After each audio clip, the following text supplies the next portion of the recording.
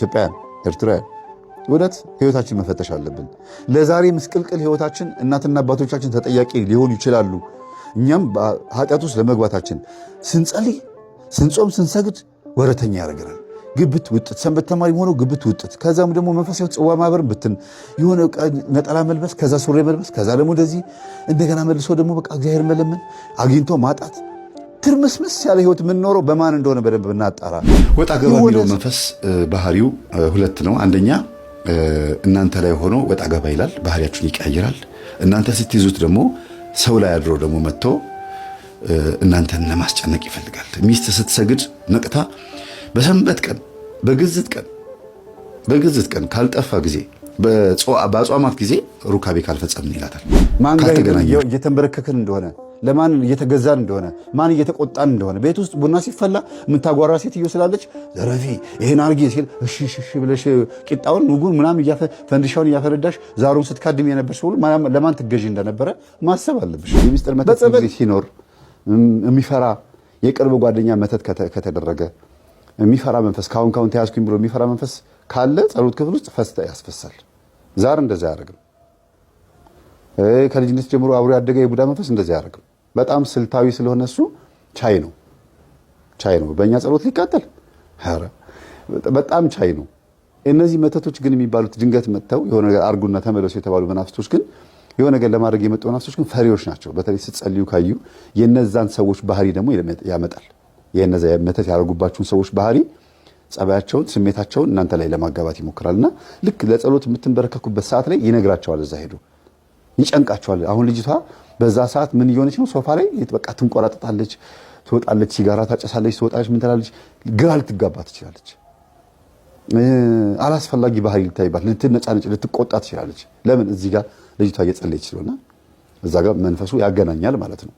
እና ጸሎት ቦታ ላይ ማስገሳት፣ ፈስ ማስፈሳት፣ ሆድ መንፋት፣ ሐሳብ መስረቅ፣ መበተን፣ ተንበርክካችሁ ግራ የምትጋቡበት ሁኔታ ካለ በጣም ሊወጣ ሊፈነዳ የተዘጋጀ መንፈስ አለ። የሚስጥር መተት የቅርብ ሰው የምትሉት በቅርብ ጊዜ የገባ ቡዳም ሊሆን ይችላል።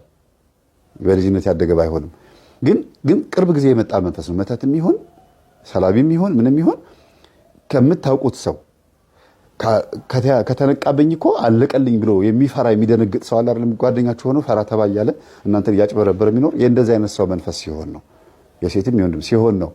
ብዙ ጊዜ ጸሎት ላይ ሆድ የመነፋት፣ የማግሳት፣ ፈስ የመፍሳት፣ የመዝለፍለፍ፣ ሐሳብ የመበተን በቃ ማለት የሌለ ለፊልም ሲሆን እኮ ንቅት ብላችሁ ፊልም ትላላችሁ። ከቫንዳም እንደዚህ ደናርጎ ሲያጠጣው እንትን ሲለው በቃ ማለት እንደናንተ የሚያይ የለም።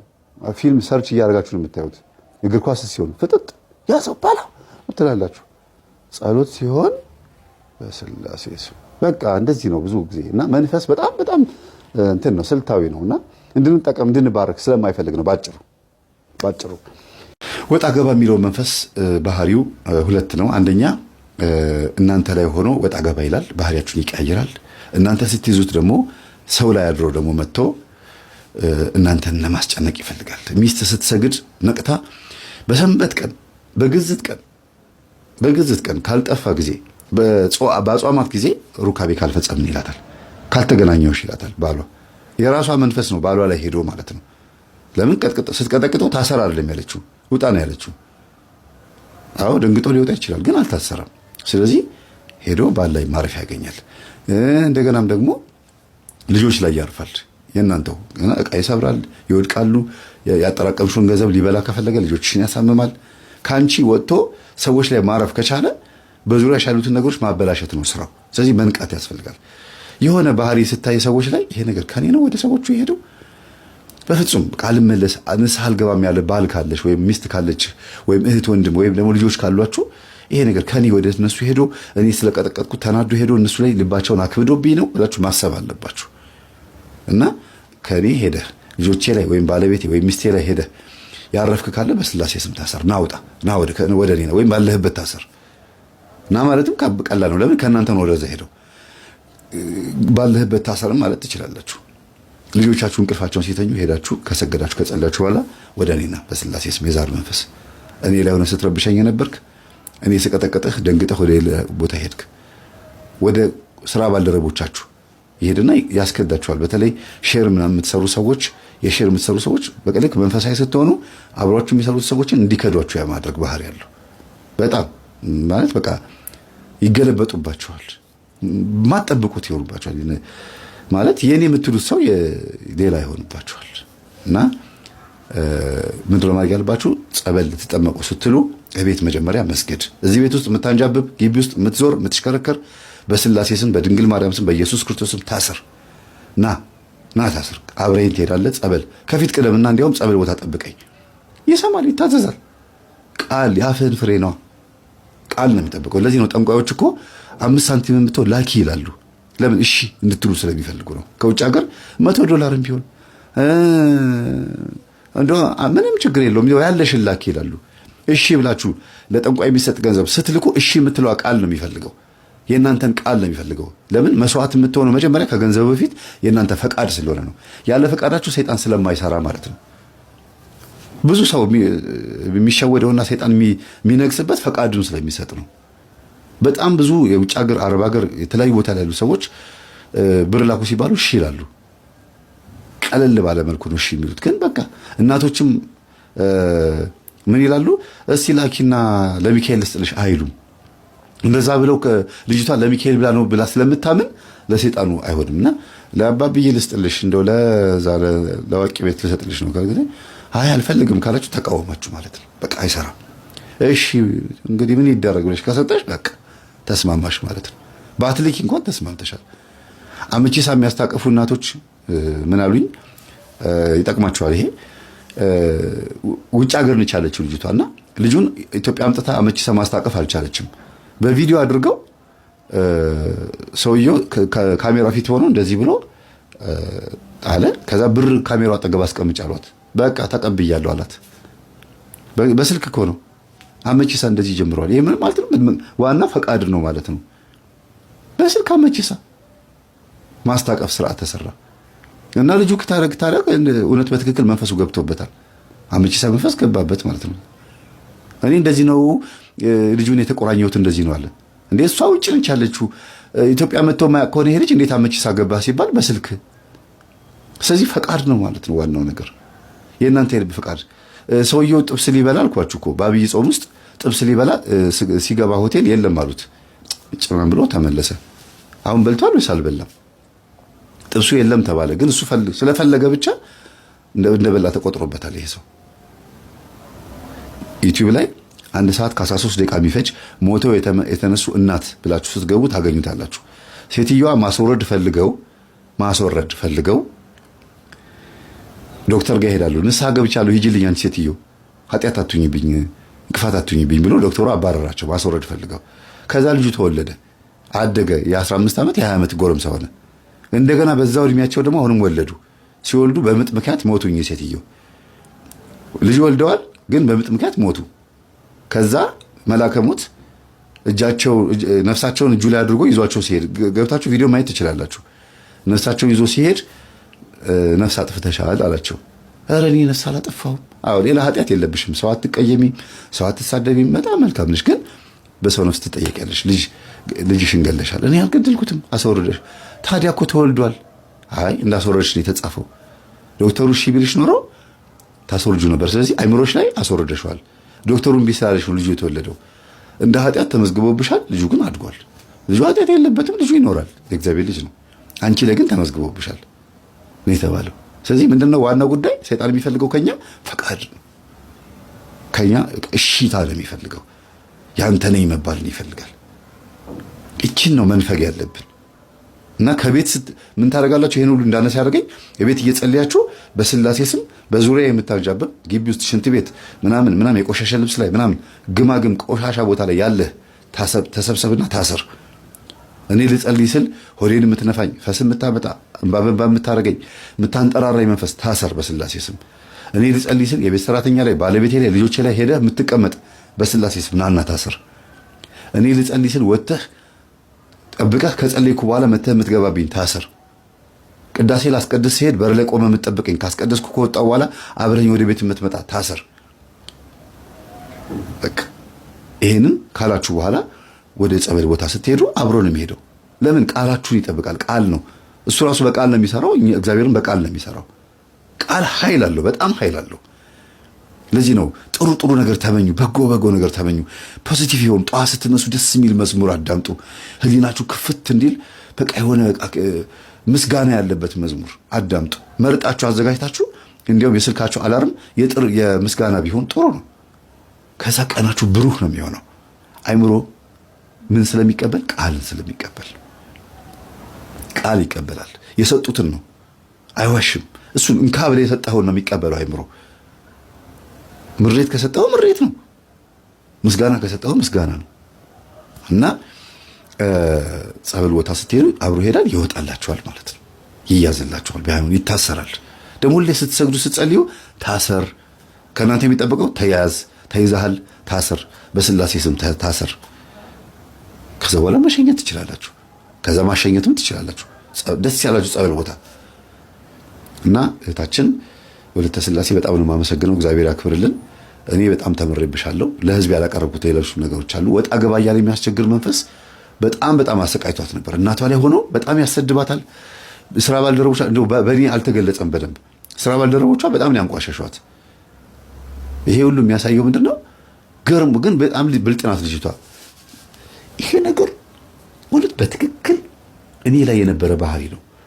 አይ አለመታደል መጥቶብሽ ነው እኔ ጋር ነበር እኮ ያለች ትታዘባቸዋለች እንጂ በመጥፎ ነገር አታስባቸውም። አልተቀየመቻቸውም። ለምን? ቅዱስ ቁርባን ልትቀበል ተዘጋጅታለች። የተረዳችበት መንገድ በራሱ የሚገርም ነው። አበሾች እና ኢትዮጵያውያን፣ ኤርትራውያን እውነት ህይወታችን መፈተሽ አለብን። ለዛሬ ምስቅልቅል ህይወታችን እናትና አባቶቻችን ተጠያቂ ሊሆኑ ይችላሉ። እኛም ኃጢአት ውስጥ ለመግባታችን ስንጸልይ፣ ስንጾም፣ ስንሰግድ ወረተኛ ያደርገናል። ግብት ውጥት፣ ሰንበት ተማሪ ሆኖ ግብት ውጥት፣ ከዛም ደግሞ መንፈሳዊ ጽዋ ማህበር ብትን የሆነ ነጠላ መልበስ፣ ከዛ ሱሪ መልበስ፣ ከዛ ደግሞ እንደዚህ እንደገና መልሶ ደግሞ በቃ እግዚአብሔር መለመን፣ አግኝቶ ማጣት፣ ትርምስምስ ያለ ህይወት የምንኖረው በማን እንደሆነ በደንብ እናጣራ። የሆነ ሳናቀው የሚነዳን የሆነ ነገር አለ። ቡዳ ሊሆን ይችላል፣ በልጅነታችን መተት ሊሆን ይችላል፣ ለገሌ ተወረወረ፣ ለእኛ አግኝቶን ይሆናል። የሆነ ሳናቀው ያፈስነው ነገር አለና መጠንቀቅ አለብን። ራሳችን መፈተሽ አለብን። ትምህርታችን ይሄ ነው። ህይወታችሁን ፈትሹ ነው የምንለው። ማር ይስሐቅ አረጋዊ መንፈሳዊ እና ፊልክስዩስ የሚባል የመጽሐፈ መነኮሳት መጽሐፍ የሚያነብ ሰው ሰይጣን እንዴት ተንኮለኛ እንደሆነ ያውቃል። እንዴት ብሎ ማሸነፍ እንዳለበት ያውቃል። ስንክሳር የሚያነብ፣ ገድላት የሚያነብ፣ ድርሳን የሚያነብ ሰው የጠላትን ሴራ በደንብ ነው የሚያውቀው።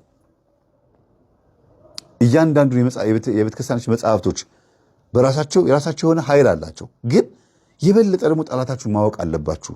እንዴ ሰው ከአእምሮ ንጹህ ሆኖ ንቁ ሆኖ በጣም ብሩህ ሆኖ እግዚአብሔርን እኮ የሚያመልከው ጤነኛ ሲሆን ነው፣ መንፈሳዊ ሲሆን ነው፣ ወይም ደግሞ የመናፍስትን ሴራ ሲያውቅ ነው። መጽሐፍም ስናነብ እኮ የሚገባን እኮ ጠላታችን ስናውቀው ነው። ለምን እንዳናነብ የሚያደርግ መንፈስ እንዳለ መጽሐፍ ቅዱስ ላይ ስለተጻፈ። ክርስቶስ ምን አለ? ገበሬው ዘርን ዘራ፣ አንዱ በጭንጫ ላይ፣ አንዱ በሾክ መካከል፣ አንዱ በመንገድ ዳር ወደቀ። በጭንጫ ላይ የወደቀው ስር አልሰደደም። በሾክ መካከል የወደቀው ስር ሰዶ በቀለና ሾክ ያዘው። ሾክ ማን ነው? ከተወለድን በኋላ የሚይዘን የቡዳ መንፈስ አይደለም።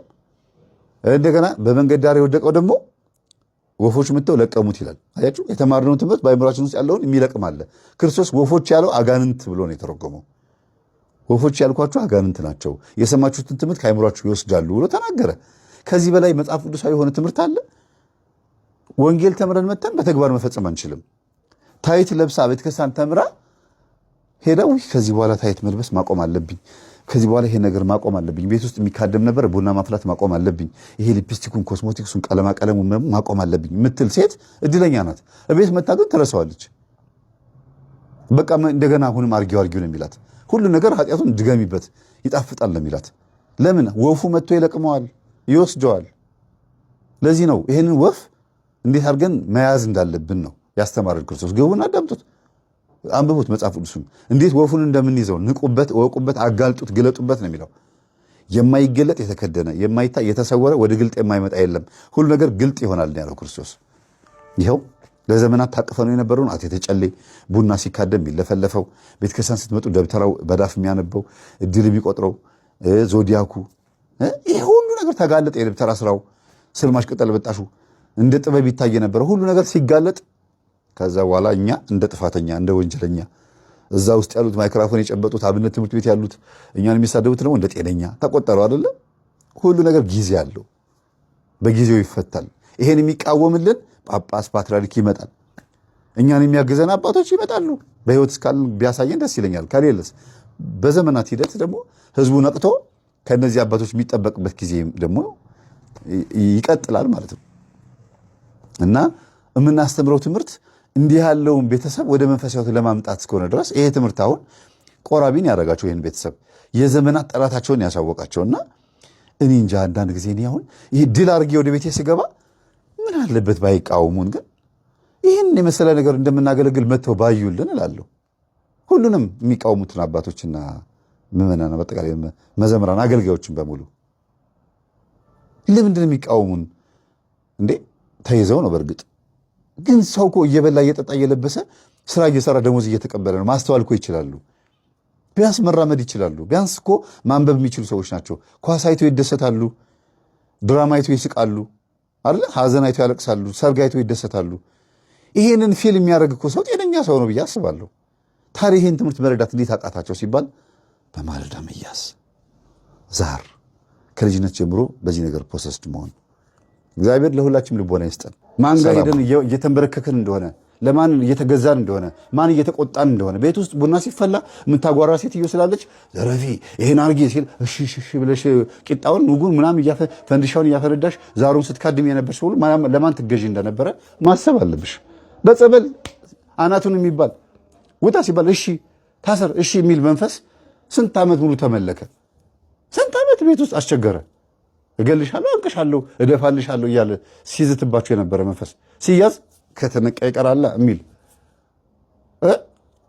እና እባካችሁ እንደው እኛንስ ጥሉን፣ ችግር የለው መጥላቱን ግን መርምሩ እስቲ። ቁጭ ብላችሁ ይህ ሰውዬ ምን አባቱን የሚያወራው እያላችሁ እየሰደባችሁንም ቢሆን እንደው ቁጭ ብላችሁ እስቲ ህይወታችሁን እዩት። ከዛር ጋር ከጥንቆይ ከቃልቹ ከአውሊያው ከከራማው ጋር ሆናችሁ ወይም ከደብተራ ከስልማሽ ቅጠል በጣሽ ጋር ሆናችሁ ምን አተረፋችሁ? ገንዘብ፣ ፎቅ። ያው ቃሉ የሚናገረው መሰለኝ ቤተሰሪ ይበዛል የሚኖርበት ግን የለም ነው የሚለው ትንቢቱ። ሁሉም ቤተሰሪ ይሆናል በመጨረሻው ዘመን፣ የሚኖርበት ግን የለም። ሀብቱም ገንዘቡ መጥፊያህ ነው የሚሆነው።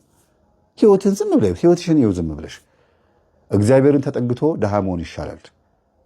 እግዚአብሔርን ተጠግቶ በሽተኛ መሆን ይሻላል ሰይጣንን ተጠግቶ ጤነኛ ከመሆን። ለምን? በእግዚአብሔር በኩል ሁሉ ነገር ለበጎ ነው፣ በሰይጣን በኩል ግን ሁሉ ነገር ለሞት ነው። ለጊዜው ያማረብን ይመስላል፣ ጥሩ ለብሰን ታይተን ምናምን በሰው ፊት ምናምን ታይታ ነው፣ ግን በአይናችንም አናየው። ኢቭን እኛ አይደለንም ማይክሮስኮፕ፣ ይሄ ጀርም የምናይበት ሴል የምናይበት ማይክሮስኮፕ እንኳን የማያየው አጋንንት በእኛ አጠገብ አለ።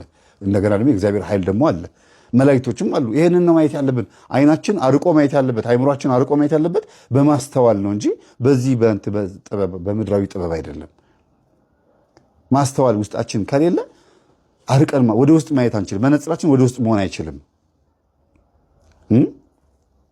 ምናልባት ከኛ አይን ይልቅ ማይክሮስኮፕ ይሻላል ብዬ አስባለሁ። ግዑዝ አካል ነው እንጂ በአይናችን ማናየውን ሴል ጀርሙን በማይክሮስኮፕ ስለምናየው፣ ያ ማይክሮስኮፕ ደግሞ መንፈሳዊ ማይክሮስኮፓችን ደግሞ የመጀመሪያው ፍሪ ዌል ነፃ ፈቃዳችን በማስተዋል ሲሆን በመንፈሳዊ ሕይወት ውስጥ ሲሆን ነው ማይክሮስኮፓችን ጥርት አድርጎ ጠላታችን ወዳጃችን ለይቶ የሚያሳየን።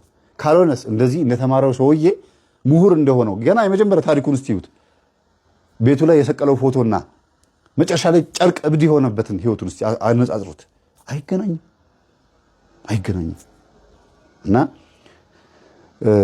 ጠንቋይን መስማት፣ ደብተራን መስማት ሔዋን የሰይጣንን ድምፅ ሰምታ አዳምን እንዳሳሳተችው ነው የሚሆነው። ባልሽ እኮ ይሄን ቢበላ አብራችሁ ብትበሉ አምላክ ትሆናላችሁ ብሎ ዕፀ በለሱን ብቻዋን እንዳትበላ ሁለቱም እንዲበሉ ነው ያደረጋቸው። እዚህ ጋርም ደብተራው እንደዛ ነው ያደረገው። ብቻሽን አይደለም ከባልሽ ጋር ነይ ብሎ ባልየውም መጣ፣ ተንበረከከ። የተማረው ሰውዬ ትምህርት ጥቅም የለውም። ጥቅም ያለው ማስተዋል ነው። መሀይም ሆነው የሚያስተውሉ አሉ። ማለት መሀይም ስላችሁ አስኳላውን ያልተማሩ እናንተ መሀይም የምትሏቸው፣ ግን መሀይም ማለት ግዕዙ ሃይመነ አወቀ፣ መሀይማን አዋቂዎች ወይም ቤተክርስቲያን ትምህርት ብቻ የተማሩ አስኳላውን ያልተማሩ ማለት ነበረ። በአስኳላ ተማሪዎች ቋንቋ ግን መሀይም ማለት ደንቆሮ ማለት ሆኖ ተተረጎመ። ስለዚህ እነዚህ ምንም አልተማሩ ብላችሁ የምታስቧቸው ሰዎች እግዚአብሔርን ይዘዋልና ገነትን በመሙላት እነሱ ይቀድሟችኋል። ገዳይ ሲያረፋፍድ ሟች ይገሰግሳል ማለት ይሄ ነው። ተደናቅፈን እግዚአብሔር እግር ላይ እንውደቅ። አደናቅፎን ድፍት ብለን ቤተክርስቲያን በር ላይ እንወደቅ እንደ ሰውየው። በእግዚአብሔር ቤት ብጣል ይሻለኛል ብሎ ንጉሥ ዳዊት የተናገረው ለዚህ ነው። እኔስ በእግዚአብሔር ቤት ብጣል ይሻለኛል። ለዚህ ነው በቤተክርስቲያን ዙሪያ መቃብር የበዛው ይባላል። ግን የትኛው ይሻላል? መውደቅ ሲባል እንደው ቆሞ ማስቀደስ ባይቻል እንኳን ማለት ነው ታማሚ ሆኖ እግርም ልምሾ ሆኖ አይምሮም እጅም ሁሉም ሽባ ሆኖ እግዚአብሔር ቤት ውስጥ መቀመጥ ይሻላል ማለት ነው። ያው በሰውኛ ተርጉሞት ቤተክርስቲያንን በአስክሬን ከበዋታል። በእግዚአብሔር ቤት ብጣል ይሻለኛል ስለተባለ ማለት ነው። ይሁን ግን ዋናው ትልቁ ነገር እባካችሁን እቤቱ ሆነን እየተሰዳደብን ቢሆን እየተሞላለጭንም ቢሆን አግኝተን አጥተንም ቢሆን ድሃም ለምነነው አልመልስም ይበለን እቤቱ ብቻ እንገኝ። ሁሉ ነገር የሚያውቀው እግዚአብሔር ነው። ዝም ብሎ አንድ ቀን ይክሳል። እንደዚህ ቤተሰብ ዝም ብላችሁ ብቻ ለቃሉ ተገዥ ነው። እዩት፣ እየሰገዳችሁ እየጾማችሁ እየጸለያችሁ ቅዱስ ቁርባን እየተቀበላችሁ ዘወትር እየሰገዳችሁና ፈጽሞ በእንባ እየለመናችሁት እንኳን መልስ ያልመለሰ አምላክ ነው ብላችሁ የምታስቡት ቀርቶ ይሄ ሰውዬ አንድ ቀን አልቅሶ ነው እንደዚህ ሆነለት። ለምን እግዚአብሔር አዳላ ልትሉት ነው? አይደለም። የራሱ የሆነ አሰራር አለው። እኔንስ መቼ ነው የምትሰማኝ አይባልም። እግዚአብሔር ሆይ ፈቃድህ ይሁን አይደል? በሰማይ እንደሆነች በምድርም ትሁን። ያም በሰማይ ምን አለ? ቅዱስ ቅዱስ እንደሚሉት በዚህም ይሁን ሲባል አንቺም ቅዱስ ሁኚ ማለት ነው እኮ አንተም ቅዱስ ሁን ማለት ነው። ፈቃድህ በሰማይ እንደሆነች እንዲሁ በምድር ትሁን ማለት የአንቺም ፈቃድ ይሁን ነው። አንቺስ ሁላችንም ፈቃዳችን በሰማይ እንደሆነ በምድር መሆን አለበት። ይሁን ስትሉት እናንተም ሁኑ እያለ ነው። የትኛው ፈቃድ? ነፃ ፈቃድ፣ ፍሪ ዌል። ይሄ ነፃ ፈቃድ የሚባለውን እግዚአብሔርን በፈቃደኝነት ማምለክ፣ ተገደን በበሽታ ተይዘን አይደለም፣ እንዲሁ ማምለክ። ከፋም ለማም፣ ጠቆረም ነጣም፣ ጨለመም ነጋም እንዲሁ ዝም ብሎ የሚመለክ አምላክ እንደሆነ ማሳየት። እንደ ኢዮብ 10 ልጆቹን አጣ፣ ሀብት ንብረቱን አጣ፣ ቁስል በቁስል ሆነ። እግዚአብሔር ሰጠ፣ እግዚአብሔር ነሳ አለ።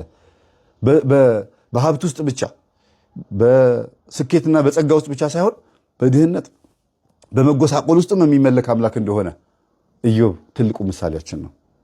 አታማሩ፣ ግድ የላችሁም። ዝም ብላችሁ ብቻ እግዚአብሔር የሚሰራውን እዩ። ግን እንባችሁ ትክክለኛ የንስሐ እንባ ይሁን። ጸበል እየተጠመቃችሁ እየሰገዳችሁ ቅዱስ ቁርባን እየተቀበላችሁ የምታለቅሱበት እንባ ይሁን። መልስ አለው። ስለነበረ ሰዓት ሁሉ አምላካችን ስም የተመሰገነ ይሁን። ሰላም